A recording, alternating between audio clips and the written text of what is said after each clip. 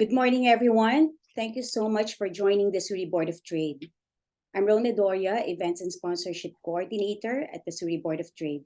I want to welcome you to today's Digital Impact Learning Lab, Maximize Your Talent Traction and Overcome Workplace Barriers. I wanted to remind you that if you have any questions during this session, please put your questions or comments in the chat function and we will get to them as soon as we can. If we are unable to answer your questions, we will get back to you after the session is over. I acknowledge that we are in the traditional territory of the Coast Salish people, specifically the Kwantlen, Katsi, Kwiketlam, Kakite, Semiahmoo, and the Tuasan First Nations. As well, I acknowledge the Inuit and Métis Nations peoples who live and work on these territories. The Surrey Board of Trade is Surrey City Building Business Organization, where they support business and bring business into the city. We are here to advocate for you to instigate change at different levels of government and to be your concierge of connections. Check our diversified portfolio at businessinsurrey.com. It is my pleasure to introduce your facilitators this morning. Dipali Sidhu, Employer Liaison Job Coach of WorkBC Employment Services, and Nate Tobes, Marketing Manager, WorkBC Assistive Technology Services. Dipali, over to you. Thank you, Lorna.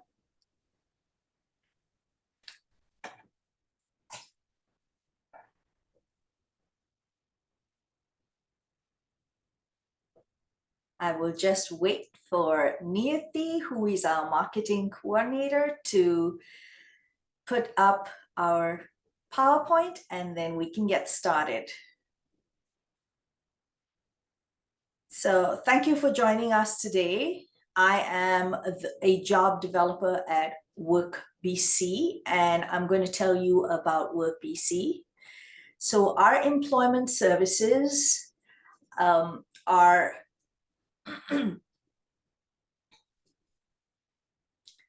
our employment services are free for everyone that is available, and we are in Guildford, we're in Newton, and we're in the Wally area. I operate from the Wally area.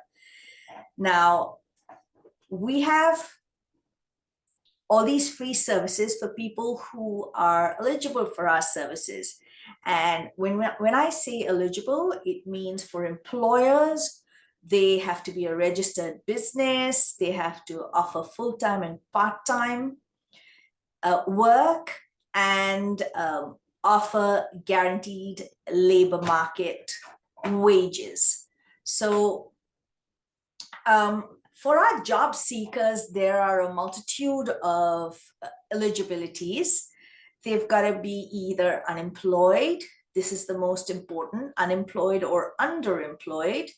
They have to be able to be permanent, have a permanent status in Canada. And this could range from being a PR to a citizen to a refugee claimant with a valid work visa. Also, students who are planning to go back to school or are full-time students are not eligible for our services. So if you're not a student, you can come in. Next slide, please. So let me go through some of our employment service, employer-related services for you. We have specialists who meet up with our potential clients and they find the right fit for businesses, and we service those people. Next slide, please. So this is how we service people or employers in order to help you find the most suitable candidates for your work.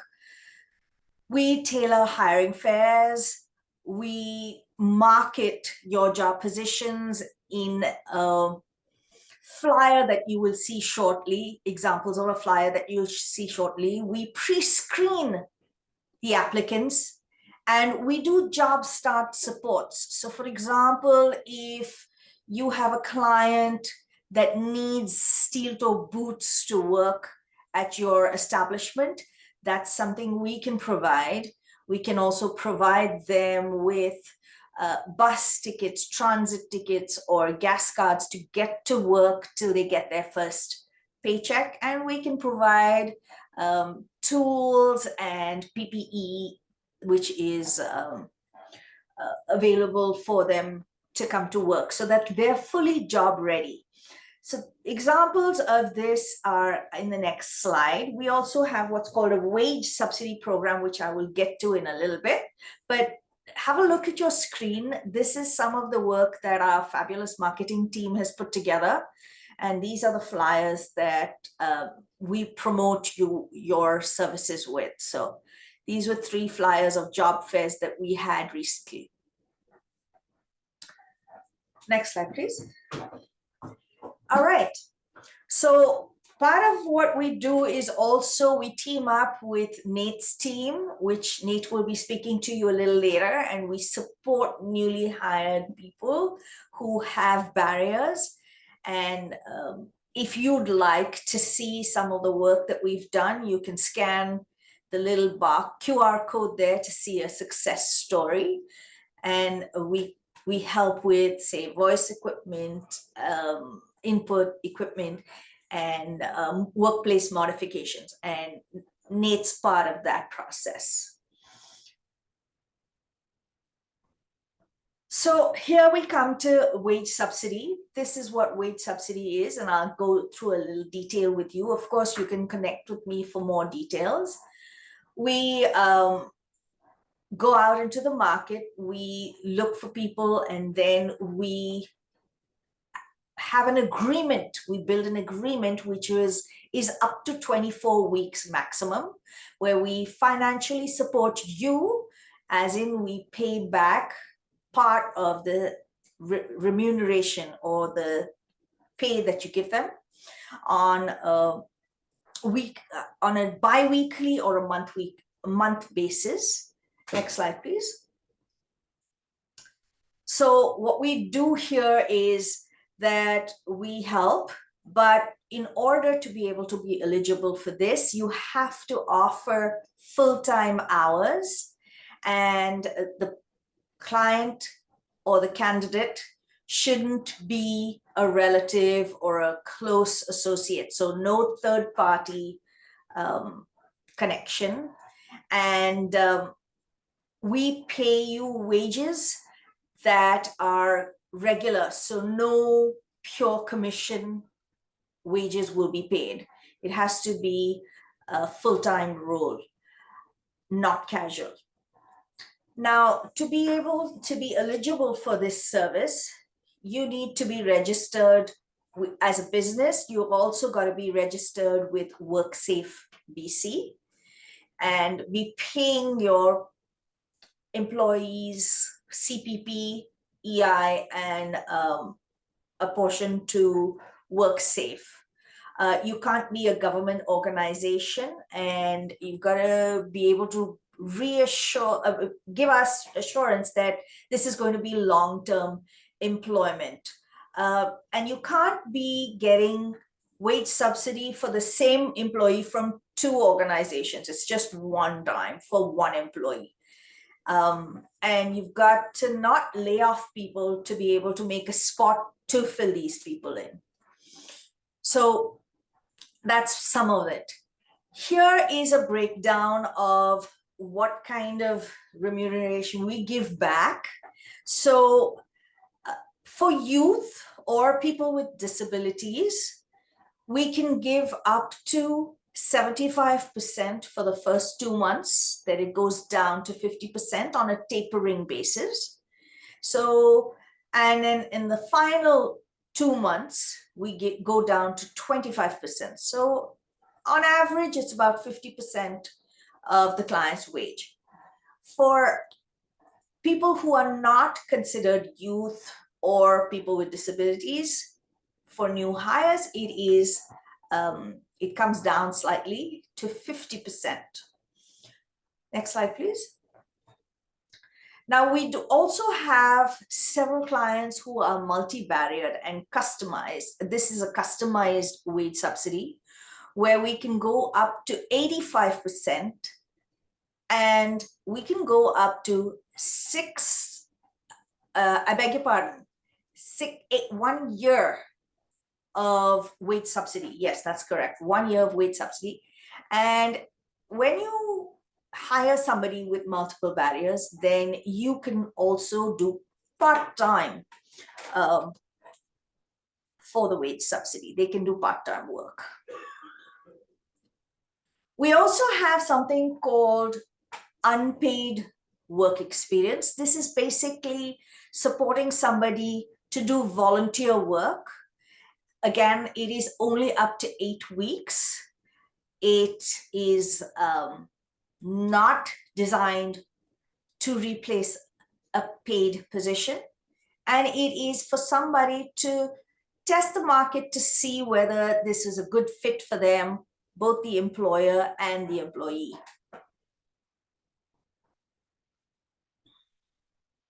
So this is one of the success stories that we've had with one of our employers, which is Microserve.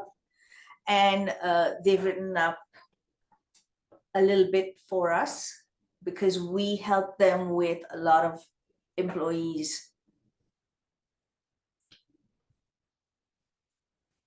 Here is my contact information. If you want to get in touch with me to find out more about what our services are, because we've got a whole gamut of services available to you, both as an employee and as an employer, this is where you can find us.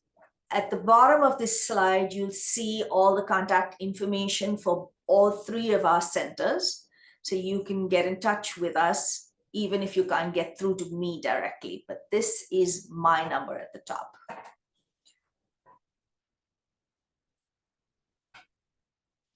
Thank you for listening to me.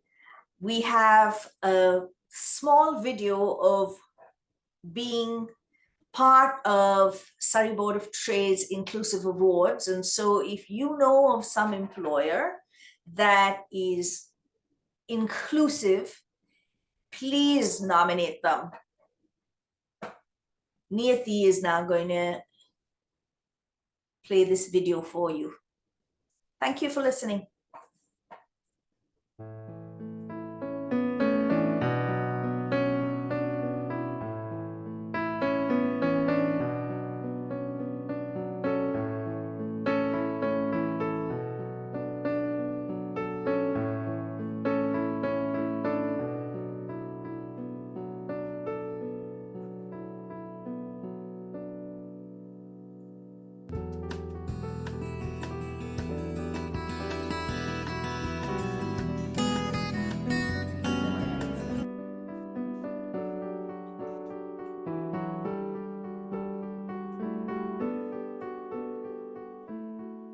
What I love about these events is that it's an opportunity for us to recognize the businesses that stepped out of their comfort zone.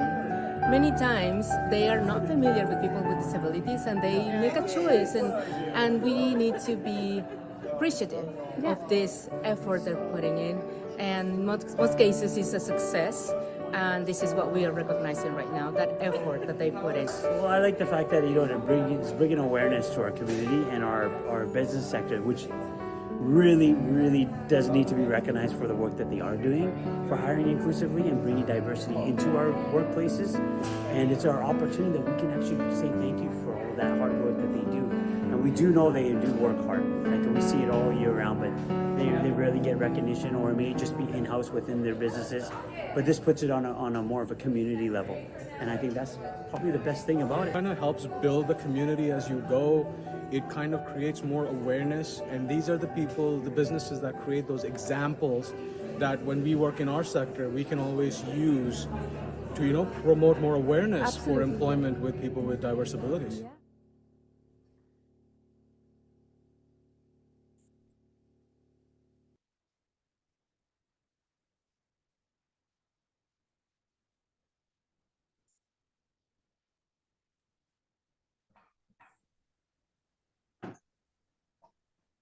Great job with the video. I was part of that committee for 3 years in Surrey, and they're doing some wonderful work highlighting so many capabilities.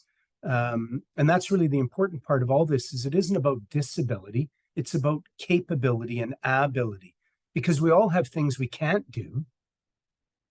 People with disabilities have things that they may struggle to do. That doesn't mean they don't have talents. That doesn't mean they don't have skills. That doesn't mean they don't have abilities. What we're going to focus on with the next part of the presentation here is the assistive technology services program in BC that serves 2 groups of people. 1, WorkBC clients, and 2, people that you may know in the community that are already in the workforce. They have a job, part-time, full-time, they're self-employed, they have a barrier caused by a disability or chronic pain or an old injury. Excuse me. And the thing that levels the playing field, that overcomes that disability, that gives them more ability, is assistive technology. And that's what we're going to focus on through this next portion of the presentation. Thanks everybody for being here today. We really appreciate you taking some time out of your busy schedules to join us. First of all, I'd like to start with a land acknowledgement. I'd like to begin today by recognizing the Indigenous peoples of all the lands that we're on today. While we presently are meeting on a virtual platform, I'd like to take a moment to affirm the importance of the lands which we each call home. We do this to reaffirm our commitment and responsibility in cultivating relationships between nations and to refining our own understanding of local Indigenous peoples and their cultures. WorkBC Assistive Technology Services acknowledges the territories of First Nations around British Columbia and is grateful to carry out our work on these lands. We acknowledge the rights, interests, priorities, and concerns of all Indigenous peoples, First Nations, Métis, and Inuit, respecting and acknowledging their distinct cultures, histories, rights, laws, and governments. Next slide. This is a picture of Neil. Neil was a real guy. That's how we got our name. Neil was on the basketball team at U of Vic. He was an honor student. In my 8.5 years with Neil Squire, especially when I'm in the Nanaimo area where he came from, I've met many people that knew Neil, went to school with Neil. I met a couple of his relatives. He was that great kid that you went to school with. He was a really good guy. He was heading back to campus on literally a dark and stormy night.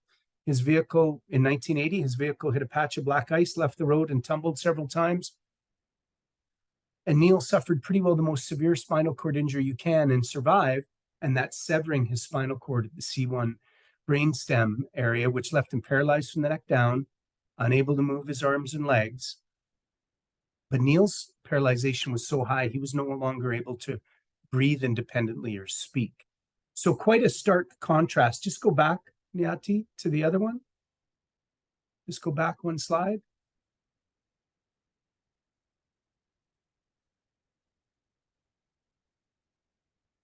All right, I won't do that to you again. Just leave it there. That's good. Okay, there we go. All right, so now between the 2 slides, just notice the dramatic difference in Neil as an individual. So the good news of the time was A, Neil did not incur a serious brain injury, and B, that his cousin Bill Cameron was an engineer. And one of the challenges that Neil was dealing with, you see the trach device in his throat. Any muscle you don't use, you lose. Neil's paralyzation was so high he could no longer breathe on his own, as I mentioned. So that trach device, that hose goes to a pump on the floor that's actually what's operating Neil's lungs. So he very quickly lost his ability to communicate, which of course impacted his ability to, spend time with loved ones and family and all that. But it really impacted his ability for quality care, to communicate with the nurses, the doctors, the physio and occupational therapists that were providing that care. It was a real challenge. Neil's family, his cousin Bill Cameron, was an electrical engineer, and him along with some dedicated professionals, created a groundbreaking device, again, 1980, which enabled Neil to speak through a computer using his breath. So you see the tube in Neil's mouth. That's used to sip and puff through a Morse code dot-dash decoder looped through an Apple IIe interface. That piece of paper hanging from the monitor is the cheat sheet for that modified Morse code. and he would sip and puff the letters into words into sentences. They'd show up on that monitor you'd have played Pong with back in the day. Anybody remember Pong? Well, that's what that monitor would have been used for back in the day, as well as obviously some other computer situations. And he could also command that to print on that teletype. It was a teletype. Most of us have never heard of teletype. I'm old enough. I used to use one in the early 80s, sending orders from Grand Prairie to Edmonton. It was a magical device at the time. You would type at one end and it would magically type out at the other. So again, as I mentioned, 1980, took him a while to get this all going. What do you think the first thing Neil said was? Mom, Dad, it's been ages since we chatted. Can somebody get me a cheeseburger? I don't know if that's what he said. I do know that one of the first things he said was a greeting to family and friends. The cheeseburger thing, who knows? He might have been dying for one by then. But it was a game changer. It really changed Neil's life for the good.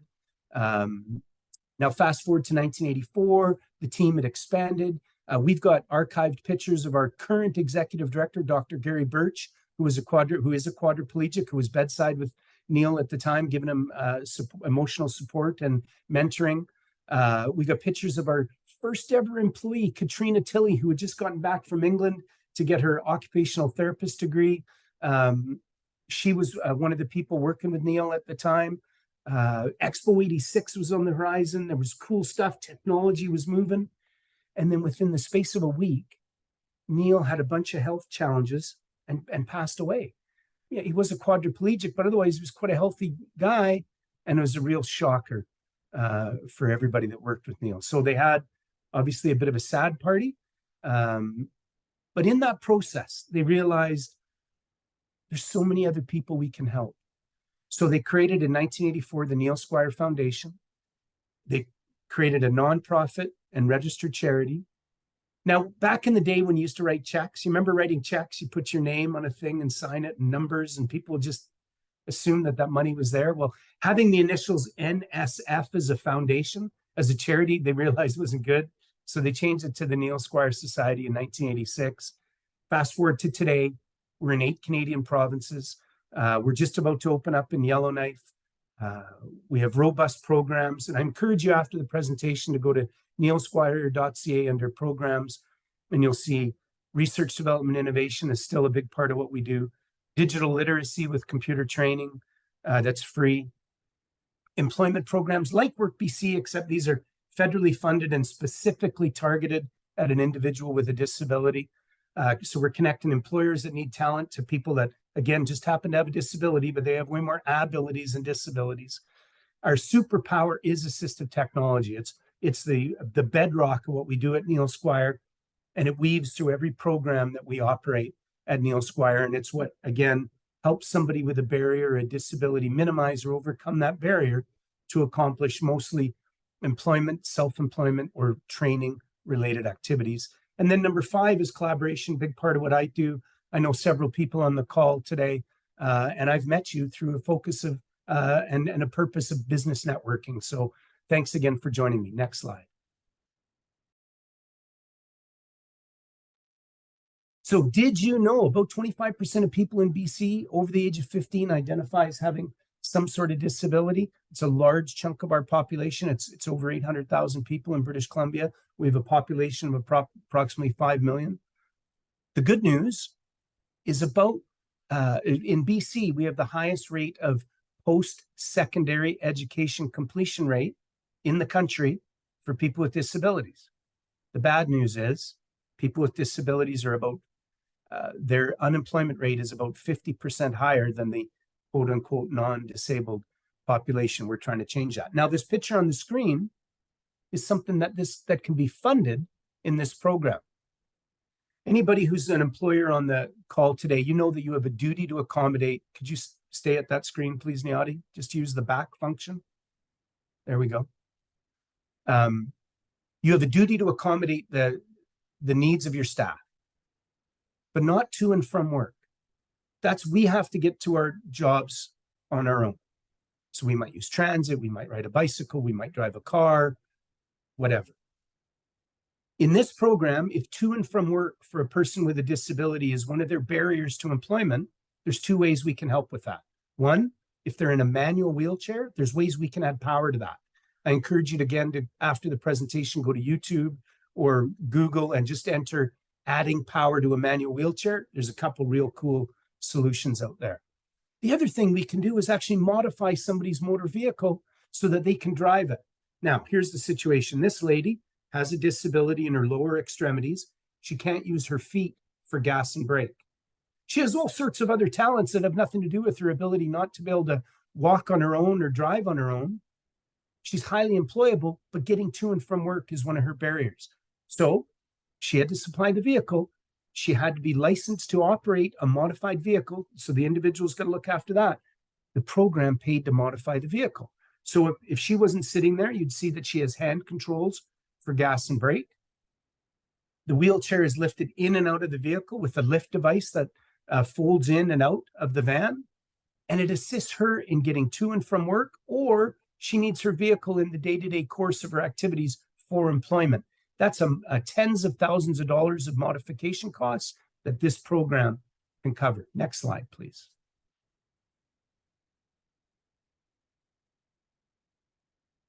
So one of the common myths that we run into is workplace accommodations are expensive. They're really not. In fact, on average, they're about $500. And a workplace accommodation can, for people with disabilities or barriers to employment, can range from simple solutions to high tech. If you've met me in the community, you'll have heard me say high tech, low tech, software, hardware, ergonomics, hearing aids, visual aids, not eyeglasses, but more robust solutions for people with vision loss. And the average is about $500 when you look at the expensive and the inexpensive. The challenge here, though, is this. The most important work that we do in this program is the assessment by a qualified occupational therapist. I can tell you the 6 occupational therapists that provide services in this program are among the most talented in the entire country. The assistive technology professionals and specialists that they work with to help with the solutions for the client, again, are some of the most talented in the country. The cost of those assessments and reports and work ranges from a couple thousand to $4,000 or $5,000. That's the barrier for most employers. It isn't the $500. It's the expertise to determine exactly what is the tool that somebody needs. How can we overcome or minimize their barriers? That cost is always fully funded in the program. It is a contribution model that the ministry has created when it comes to the thing, but the cost of the work of our OT team and our assistive technology team is always fully funded, and nobody's ever billed for that. And we help both, again, WorkBC clients that have a barrier to training, job search or the eventual job they secure, and people that are out there working in the community today. They've got a job, part-time, full-time, self-employed, mostly focusing on a smaller business. You know, if you got a girlfriend that works at the Royal Bank and she's got a bad back, we can't help her get a new ergonomic chair or sit-to-stand station, but the Royal Bank will. That's a duty to accommodate that they have. And again, like I said, all employers have that, but the smaller the employer, the more likelihood that there's a financial restriction, a restriction to resources, and that's who we're looking for. So that same girlfriend of yours, if she works at ABC social media and there's 15, 20, 30 people there, that's a small business. They're more likely to have the barrier to these resources than the large enterprise and medium-sized businesses in our province. That's who we're looking for to help, and we'll get them the tools that they need. We'll cover the cost of assessments and training by our team. Next slide, please. So the program's called WorkBC Assistive Technology Services. As Dipali and Niati know, we love acronyms in the employment industry. We shorten everything to 3 or 6 letters. So we're going to call it WorkBC ATS from now on. Next slide, please. So to summarize, we provide assistive technology and supports to people with disabilities. What's a disability? Well, in the context of our program, it's any situation that is temporary, permanent, or episodic in nature that causes a physical or cognitive barrier to one's activities. Again, through WorkBC, training, job search, eventual job they secure. For your friends and family, that guy used to play softball with or currently do, or that lady you play hockey with that are already in the workforce, employment, self-employment, full-time employment, part-time employment. They have a barrier to those duties caused by disability, chronic pain, or an old injury. They want to hear about this program. Chronic pain, #1 disability in Canada. 7 out of 10 of us work in a desk environment. We're often not set up properly, or we don't work at that desk in a proper fashion. We're looking to help those folks. Chronic pain is a beast. That's why we've had an opioid problem in our community over the last couple decades, or one of the reasons. We're looking for those folks. Work-related assistive technology solutions are tailored to the individual's needs. Again, that assessment piece is critical. There's no cookie cutter solutions in our office. Everything is tailored for that individual in front of us based on their unique barriers and challenges and their unique activities as it relates to their employment. And we do this throughout the province. Obviously, the pandemic threw a wrench in all of our plans, but I can tell you we're celebrating our 40th year next year. Neil Squire is. Canada's a big place. We provide services in many different programs throughout the country. We've had to learn how to provide distance services just due to the enormous expense of getting to Northern BC or Saskatchewan or Ontario or New Brunswick or wherever. So we've developed those best practices to do distance assessments using the internet, how to train people using the internet online. And when the pandemic hit, yeah, there was that shock to the system for sure, but our ability to deliver services wasn't impacted. Next slide, please.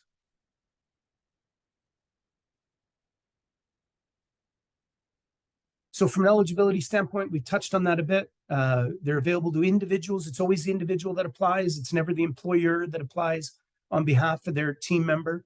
They have a disability, as I've described, or a functional limitation. Read that as chronic pain or an old injury. And again, it may include barriers related to traveling to and from work. We do not cover cabs, handy dart, or transit. The program's not structured that way. It's adding power to their own manual wheelchair or providing the modified supports for that individual to drive their modified vehicle. And that individual may be in a manual chair or a power chair to get into their vehicle to drive. And that's what we can cover. So you must be a resident of BC and legally able to work in the province, be 16 years of age or older, and you need assistive equipment or devices or disability supports, and we're going to cover that in a bit, to start work or avoid losing their current work, self-employment.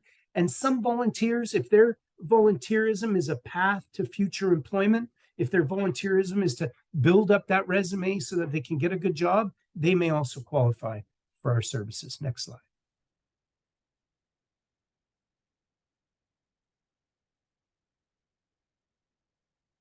We've run dozens and dozens of programs around the country. We're on our 3rd iteration of an assistive technology program here in BC. The first one started, I believe, in like 2012. They got to be flexible. We got to work on the client schedule. They got to be efficient and effective as best as possible to offer a simple and straightforward solution to the client. It is accessible. I get a report at the end of every fiscal that shows all the different communities around BC where we've delivered services. I don't even know most of the towns and cities that are named in there. It's truly everywhere, all 4 corners of this great province. And it is just like the work at WorkBC, it's client-centered. It's all about the client. Without the client, we don't have a role to play. And we take that very seriously. Next slide. Available sports, next slide. I'm just going to quickly pop in the chat 2 things. Contact information for me and the askjan.org resource. That is the job accommodation network in the States that shows the exhaustive list of all the different, there's literally a gazillion, you guys. There's a gazillion different solutions out there. Check out askjan.org. What do we do a lot of? As I mentioned, 70% of us work in a desk environment. So we do a lot of ergonomics that are office related, supportive ergonomic chairs, sit to stand workstations, different keyboards and mice. Input of data is still what many people do in so many functions. Different keyboards, mice, software, lighting for somebody that has an anxiety situation or in post-concussion, or lighting can have a dramatic impact on that. Restorative supports for people with a mobility challenge. canes, crutches, orthotics. My podiatrist tells me I have the flattest feet they've ever seen. Now, I'm lucky through Neil Squire, I've got coverage, but the recent cost of orthotics for basic ones is about $800. More advanced ones for somebody with a more challenging foot problem can be over $1,000. If the individual doesn't have benefits, that $1,000 could be a huge barrier to their employment. This program can help cover that. Prosthetics for somebody that's lost a limb, those can be in the tens of thousands of dollars. That's something that we can help fund through this program. If you know anybody that's profoundly hard of hearing or deaf, and they're navigating the WorkBC Employment Services contract, we can access ASL functioning, or ASL, sorry, interpreting and captioning services for those individuals for the training process, for the job search, for interviews and that. Hearing aids. Now I need everybody to just pause for a second. This is a really important part of the presentation. Hearing aids in British Columbia are $4,000 to $8,000 a pair. There's no coverage through MSP in British Columbia. And even if you got benefits, go look at your benefits after the presentation today, you're probably going to find you're covered for $250 to $500 a year. $4,000 to $8,000 a pair. For most situations, it doesn't matter where you work. It isn't just about small business here, because an employer, in most cases, there's no duty to accommodate hearing aids. Maybe other things in the office, but not hearing aids for most employees. So who do you know who's losing their hearing? They're about to go get hearing aids. They may not even identify as a person with a disability. I'm going to turn 60 this year. A lot of people my age are naturally losing their hearing, and they're ending up in a hearing aid clinic and then get a surprise of, well, sir, that'll be $6,400. If you know somebody that's still in the workforce and their loss of hearing or their losing of their hearing impacts their work capabilities, tell them about this program.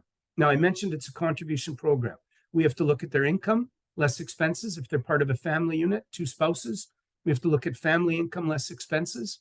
We're going to collect any benefit dollars that may be there. But we only look at a 30-day window.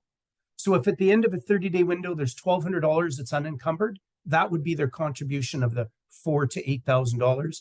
We collect any benefits that they have, and the program will fund the rest. It's an amazing program for people that need hearing aids.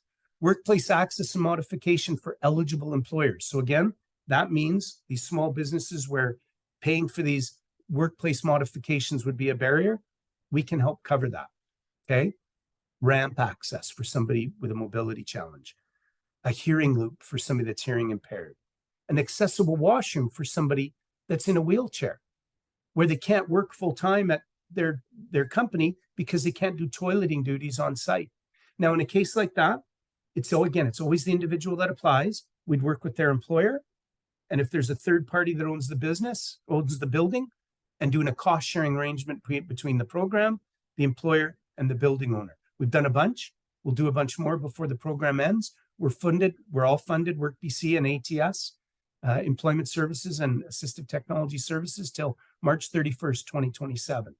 We're going to help a lot more people in that period of time. And again, we mentioned vehicle and wheelchair mods. Next slide, please.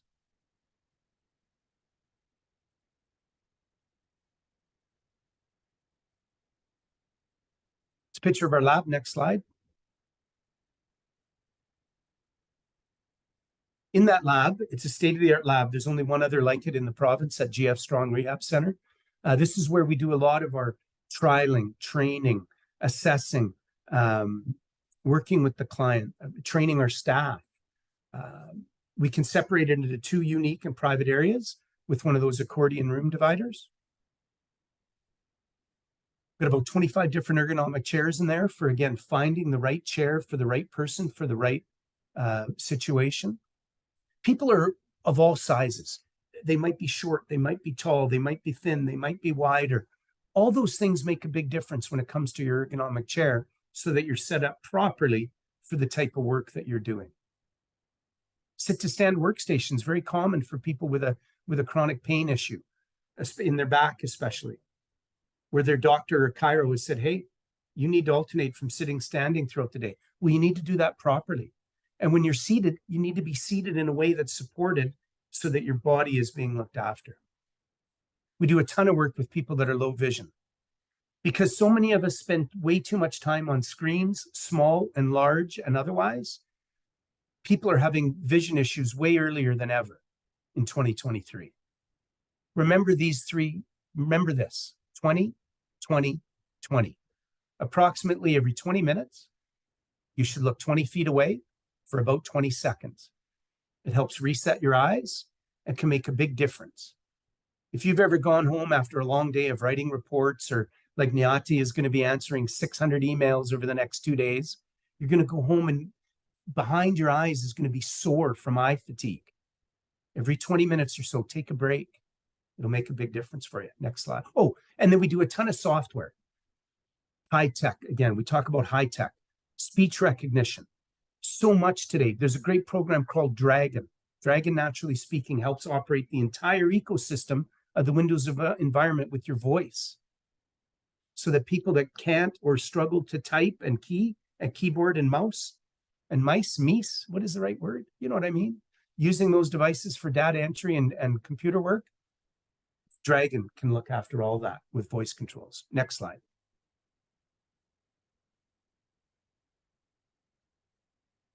So again, our team at Neil Squire, they truly are some of the best in the country. That's not a false bravado statement. It's the truth. We've been recognized in many circles in the world of occupational therapy and assistive technology that we are leading edge in this country. So the people that we're serving are having the best of the best provide these services. And an ergonomic assessment leads to an increased ability to work and reduces workplace barriers and system aggravating factors that transcends outside of the office environment. When somebody's done their workday, they shouldn't have to go home straight to bed or to an ice bath. They should have something left to live life and play with their kids or grandkids or do it is that they do. And an ergonomics assessment can be carried out in any work environment, including a home office. We do work in ergonomic assessments in construction, food processing, manufacturing, you name it, it's about fitting the task to the human. Yes, it's about fitting the task to the human, not the human to the task. And there's a big difference there. A good friend of mine, Dr. Garrett Brommel, is on the call today, and he knows exactly what we're talking about. You have to fit the task to the human, not the human to the task, and it'll make a big difference. Next slide, please. Next slide. There you go. All of our facilities, WorkBC and WorkBC ATS, have gone through the assistive tech or the Rick Hansen Foundation accessibility certification process to make sure that it's accessible for all persons with disabilities. And then in our office in Burnaby, we have people from 4 different continents that speak 20 different languages. We have people with disabilities that work in our office. We are inclusive, we are diverse, and we never want a language barrier to be a barrier to services. If you're on this call today and you speak a language other than English, I need your help getting this message into your community. It's a huge help for you to take this message into your community, that there's help for people with disabilities from all parts of the world that are living in our amazing province. So I need your help. If you speak a language other than English, please help me get this message to your community. Reach out to me and let's have a chat about how we can do that. Next slide, please. Next slide. All right, Edgardo, perfect example. The last few years of my dad's life, he was in a care home in an assisted living place in Maple Ridge, and I had lunch with Dad in the main lunch area. You know, 15 or 20 tables of seniors. They're all having conversations. There's dishes and silverware clinking and clanking. It's hard to hear. Edgardo had a hearing deficit. It made a real challenge for him. He was constantly asking coworkers and residents to repeat themselves. He applied, got help. I don't know the financial situation, but we'd had to look at it. Maybe he had to make a contribution if he had the ability to. If he had benefits through his organization, and he probably did, we'd have collected those dollars. But at the end of the day, you see what he says, I feel confident that I can now give a higher quality of care. And as somebody that lived in one of those places for 6 years, I appreciate that. Next slide. So this is Robin. Now, Robin had a car accident, chronic pain from a car accident. So this is a good opportunity to remind you that if somebody's in the middle of an ICBC claim or a WorkSafe BC claim, we're a last resort funder. And if their barrier to employment is related to those challenges, ICBC or WorkSafe or the short-term or long-term disability insurance company needs to provide those solutions. But once they're done with ICBC or WorkSafe, as many of us know, doesn't mean the injuries are done with us. I'm in a networking group with 27 people in Vancouver. And then in the space of 7 days, one guy got hit, was in a car accident. Another guy got hit on his bicycle. And our painter fell off a roof. Out of 27 people in 7 days. The disability community is the only community that you can join involuntarily at any time. That's what happened to Robin. So when she was done with ICBC, she was getting back to work, but she still struggled to drive. She was a delivery driver, and reaching for the wheel exacerbated her chronic pain. So we got her a wheel, a steering wheel extension, so she didn't have to reach as far.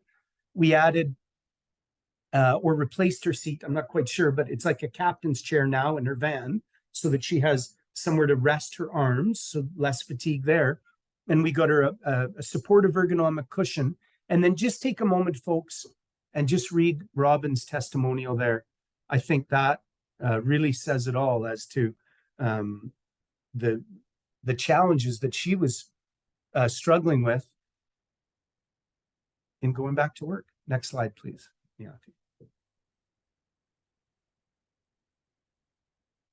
Now, this is Randy. I had the pleasure of speaking with Randy after his success story was done. Randy has been hearing people's stories, recording them on audio and or video for years. A lot of people that went through the residential school system. But Randy went from sighted to low vision to blind. And when he made the transition from low vision to blind, he could no longer use the tools that he'd used for years because he didn't have the different audible cues and different technology to cut the audio and cut the video and create these stories. So he was approved. He's a Nuth elder in residence for the Nanaimo campus of VIU. And when I talked to him, he literally said this, I'm never going to retire, Nate. Retirement's not for me. I was put on this planet to tell these stories, hear these stories and share them. And as he says, the equipment and software enabled him to immediately become productive. And he really appreciated the work that we did with him. So as far as I know, Randy's still out there doing his thing, and that's a huge thing in his community. Next slide. Next slide. There we go. Oh, well, okay. We have offices throughout the province. Our head office is here in Burnaby, Victoria, Nanaimo, Kelowna. I'm currently in the Burnaby condo office where my wife and I live. I'm at the kitchen table office right now. Later today, I might be at the couch office. And during the summer, I spent a whole bunch of time on the patio office outside our condo. And you all know exactly what I'm talking about as we navigated 3 years of that thing called the pandemic. Next slide.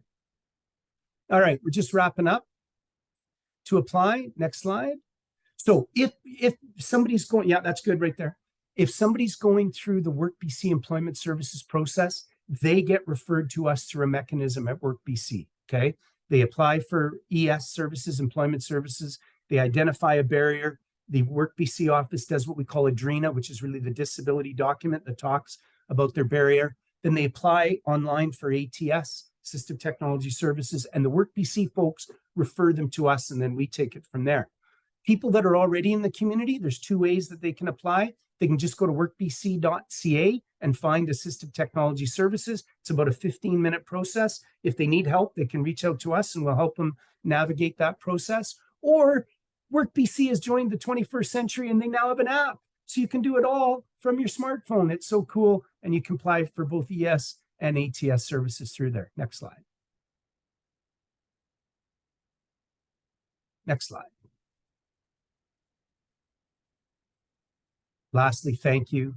There's 5 million people in British Columbia. I need your help. I can't do this all on my own. We don't get huge marketing budgets to promote this. Who do you know that works in a small business? Who do you know that's self-employed? Who do you know that's in HR? Who do you know that's a practitioner?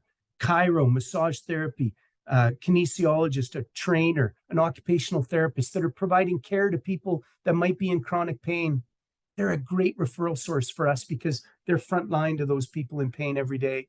Connect them with us every Wednesday, or almost every Wednesday from 12:30 to 1. We do this webinar. It's free. We run it throughout the province. We have people from all parts of British Columbia that attend. You can find that at neilsquire.ca under programs, under Get Involved. And I've put my contact information in the chat. Feel free to reach out to me. We're going to try and cover a few questions if we can. And again, thank you so much, Surrey Board of Trade and WorkBC, for this opportunity to again collaborate.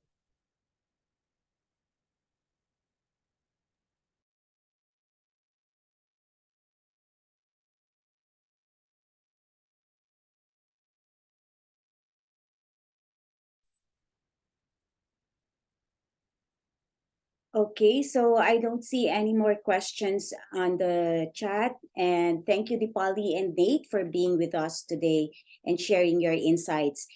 We will be sending you the recording and the facilitator's contact information after this session.